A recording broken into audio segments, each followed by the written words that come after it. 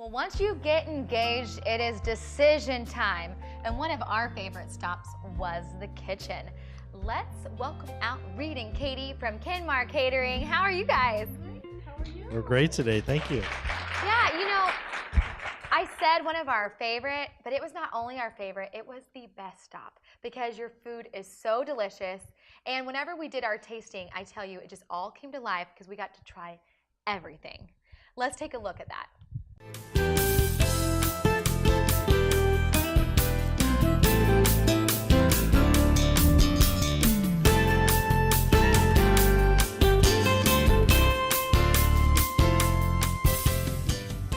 We're going to be tasting our food for the wedding if my groom ever gets here. Looks good. And our fun tasting today. Nice to see you. Nice to meet you. Welcome. I'm like anxious to try it all. And this is so cute. Welcome, Whitney and David.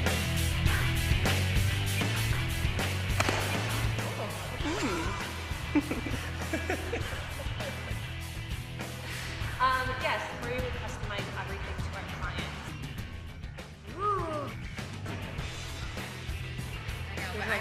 I want to try I was this. gonna offer it to you, but I was like, What is this one?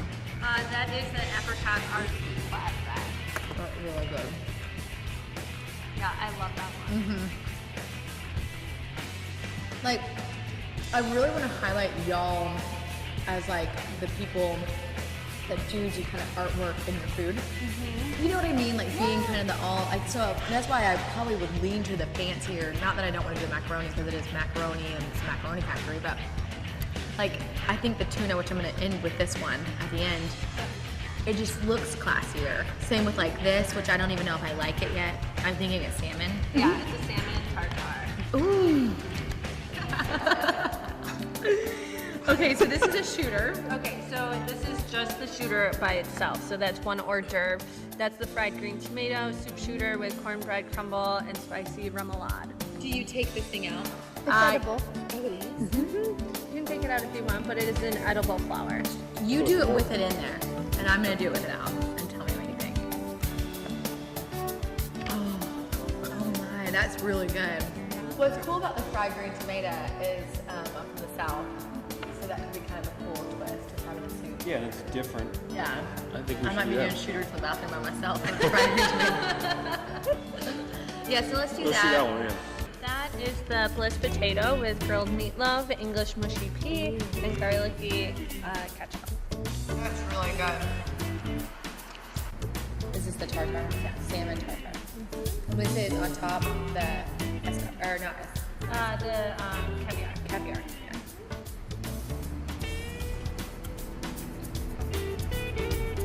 Definitely that one. It's really good. Yeah, it's really good. This is so good.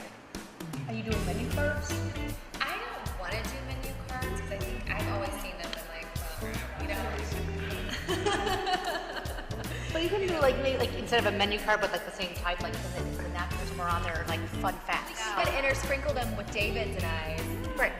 Fun fact. Did you know David said I love you after 3 weeks? David did. I might have said it first, but it's been really sweet because he gave himself the hit for the 3-week thing.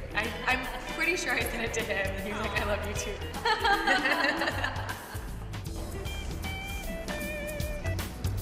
And then we did 2D.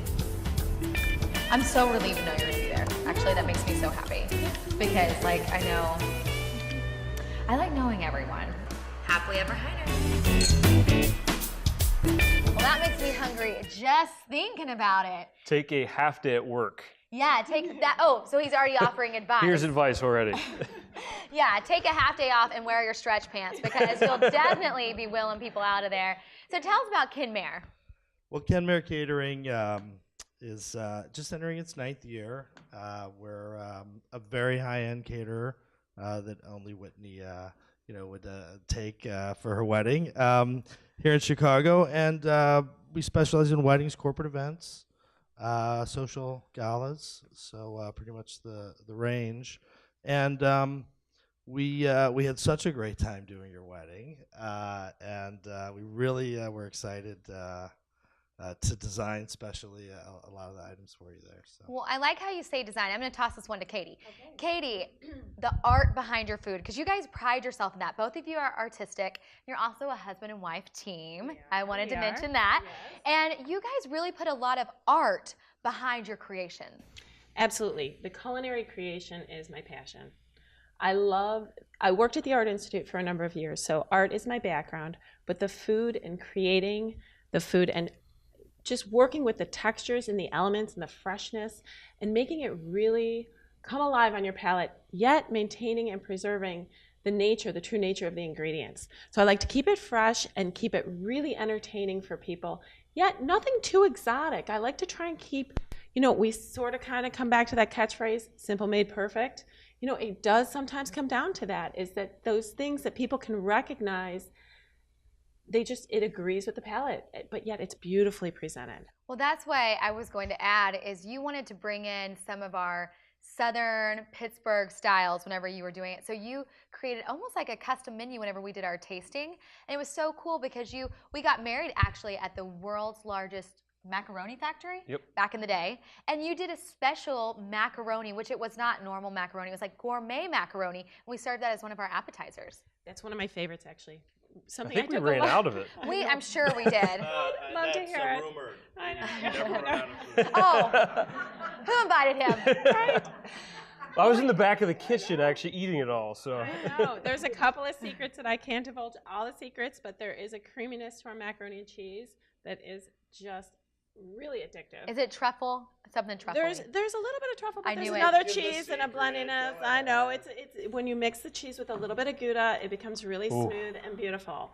So it really stays really smooth and creamy. And then we put it in a Parmesan Frico cup, which is super beautiful, easy to eat, yet adds a little crunch and a little sharpness. I love it. It was seriously between the music, the drinks flowing at cocktail hour, and the appetizers was perfect. And then the main dish, let's go into that because David wanted a dual plate. He is not a very simple guy. So I could have just been fine with steak, but you wanted both. I wanted a little fish and some beef. And it kind of to please more people that are in attendance. And you guys executed on it perfectly. It was parchment paper, I believe, around fish. Do you want to speak on this? It was so good. Yeah. Well, it's a very interesting dish that we served, and nothing's really new under the sun when it comes to cuisine. There are some modern techniques that have evolved over the last 20 years, but a lot of stuff gets recycled, like fashions, and there was a day when parchment paper, everything was in parchment paper. So fish and parchment paper, you'd see all over the place. Well, we have unusual challenges with catering because we can't make one plate at a time with tweezers. We have to do 212 minutes.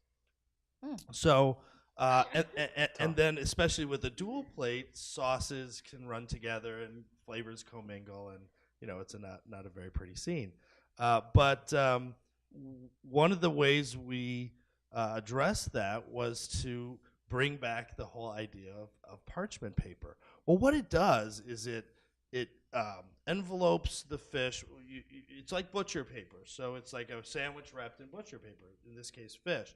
But all of the sauce and all the flavor profiles stay inside with this little beautiful package, this wedding package, if you will. A little wedding package. And when it opens, the little steam and smells come out, and her preparation, which is very unique, really, really delicious, and it's actually been really well received. So I'm glad that you. It was nice because it kept it separate from the steak, and then it also made everything else have its little place on the plate, and so it looked really great. One thing that is really funny about him picking out the fish, because I did not have much say in that one, was that it had olives, and that is my one pet peeve in life is olives. Don't get me near an olive. I do not like it. And what was really great is Sorry to Italy, Spain, Greece. Well, I love actually all those cuisines, but just not olives. So, but But with that, he picked out a dish with olives, and so I was thinking, yeah, right, they're gonna forget, because your girls told me, they said, no, don't worry, we will prepare yours without olives, and they said, we'll have it ready, and I was thinking, when you're serving 200 people, that's gonna get lost in the weeds. It didn't. Not only did I have my little secret bottle of wine that was a little bit nicer than the other stuff we were serving, but we also had my fish that was, wrapped perfectly without olives, which was nice. Well, that's the beauty of the paper. We put a little W on it. So Perfect. So it was even nameplate.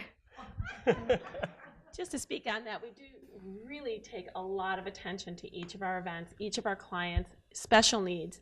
I walk through with the chef each and every request that's written on there, and it's so important to us because it's not impossible to give you what you want, and that's the beauty of it. We can do that, and we do that, and we promise that, and we always deliver. So it's wonderful to hear the feedback that was appreciated, because we do take a lot of pride in that. You also do the linens for the table, the place settings. You guys did this today. It looks just like our wedding.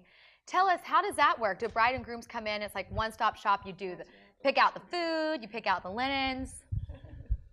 yeah, I mean, we're, catering usually involves, what kind of glasses, plates, silverware, and linens. And, even the standard linen, there's only about 21 colors to choose from, and then you can have combination of napkins, and then there's all sorts of upgrades from there. So it's a pretty big process. That's why we love to bring someone in for our tastings. Are really kind of a pre-party, and We partied all right. Well, Yeah.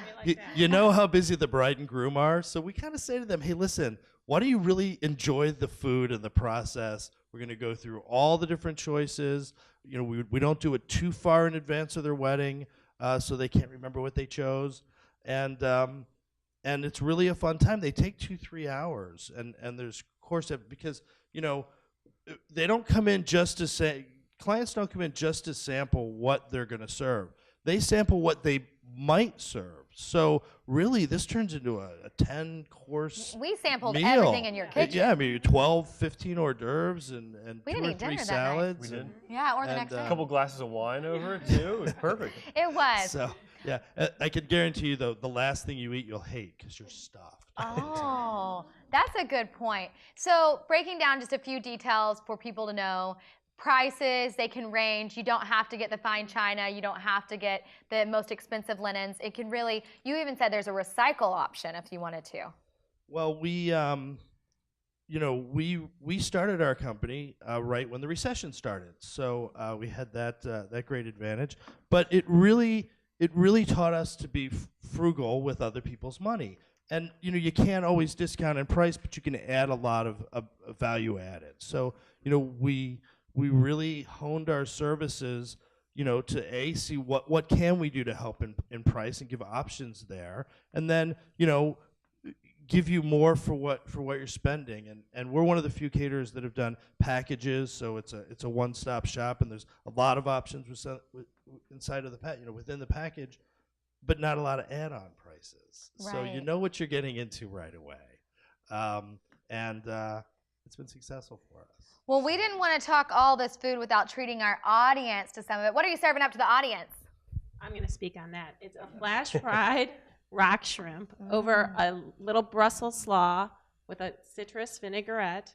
Then there's a sriracha creme, a little bit of spice, but not too spicy for anybody, with a lemon whip, which is kind of fun because it adds a little texture, and a little sea salt. So nothing salted except for the sea salt that you have on top. So it really brings it forward to your palate. I hope everybody appreciates it's a combination of different textures and ingredients. It takes a little bit of fried, but combines it with a little bit of fresh so that nobody's really feeling too guilty about the fried shrimp. It's Wonderful. It's fabulous. Well, bon Yeah. appetit, audience. Enjoy.